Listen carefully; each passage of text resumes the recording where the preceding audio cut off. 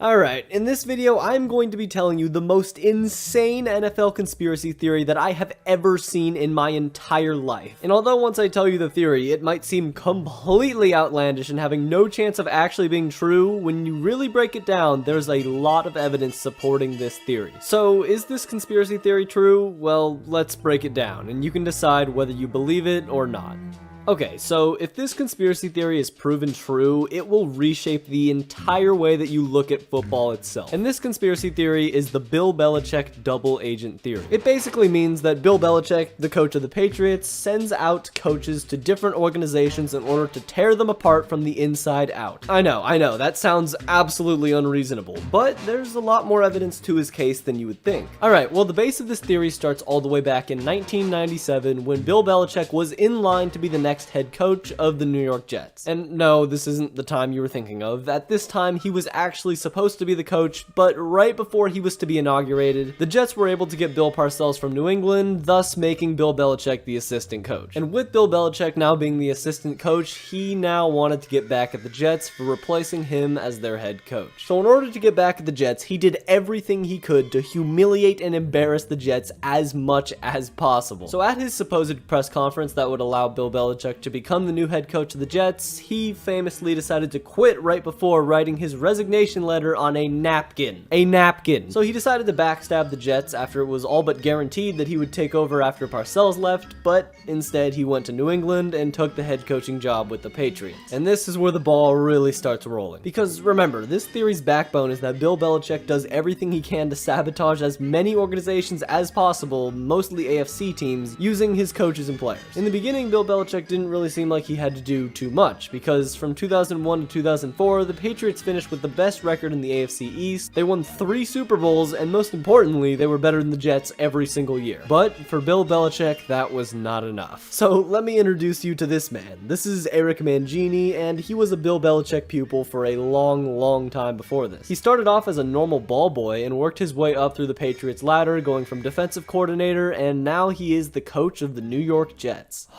So if we're gonna go along with this theory, this says that Eric Mangini, who was a Bill Belichick pupil for his entire career as a coach, was sent by Belichick to the Jets in order to destroy them even further. In his time with the Jets, Eric Mangini finished with a 23-25 record and didn't do awful, but definitely did not leave the Jets in a better spot than when he came by the time he left. And he ended his coaching tenure with the Jets with a 1-7 record against their rival Bill Belichick and the New England Patriots. But if you think that Eric Mangini is the only potential minion that Bill Belichick sent out to go annihilate another organization from the inside out, you would be mistaken. So straight after the Patriots Super Bowl win in 2005, Romeo Crennel left the Patriots to go to the Cleveland Browns, another AFC team, and absolutely tanked that organization as well. Now, what's the Browns connection with the Patriots, you may ask, because they're not even in the same division, and when have the Browns been a threat, let's be honest? Well, the Browns just happen to be the only team that has ever fired Bill Belichick. So this was his cruel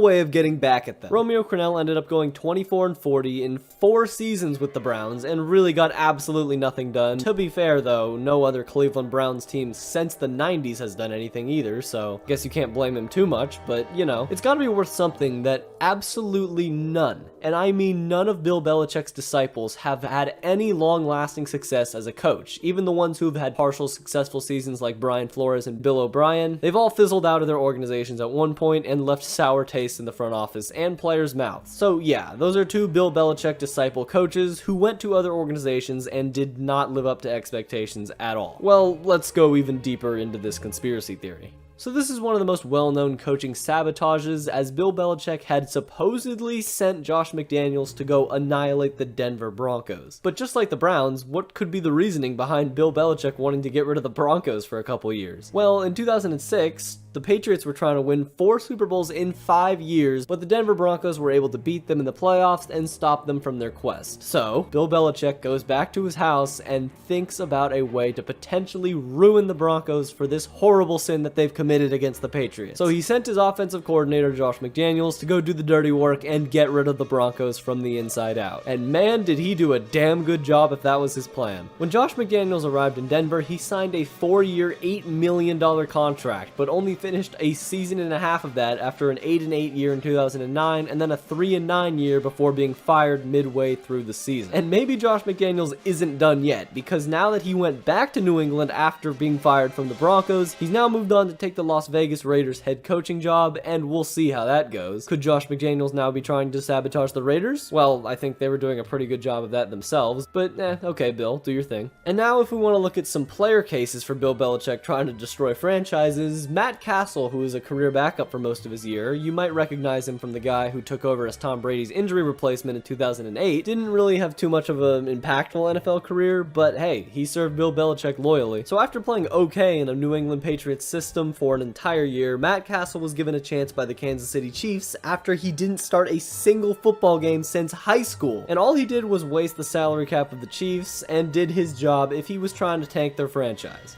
Alright, well, that's the basis of the theory, but there's still more going on even to this very day. If we want to look even deeper into the Bill Belichick coaching tree, we can see people like Matt Patricia, who he could have possibly sent out to destroy the Lions. He also sent Bill O'Brien out after seeing the Texans had potential with guys like Deshaun Watson and DeAndre Hopkins in order to destroy that organization before the Texans could have potentially turned into a dynasty with a competent head coach, Joe Judge and his absolute destruction of the New York Giants, and whatever went on with Brian Flores, I guess. So is it just a coincidence that literally every single one of Bill Belichick's coaching students has gone on to be unsuccessful in their new destinations?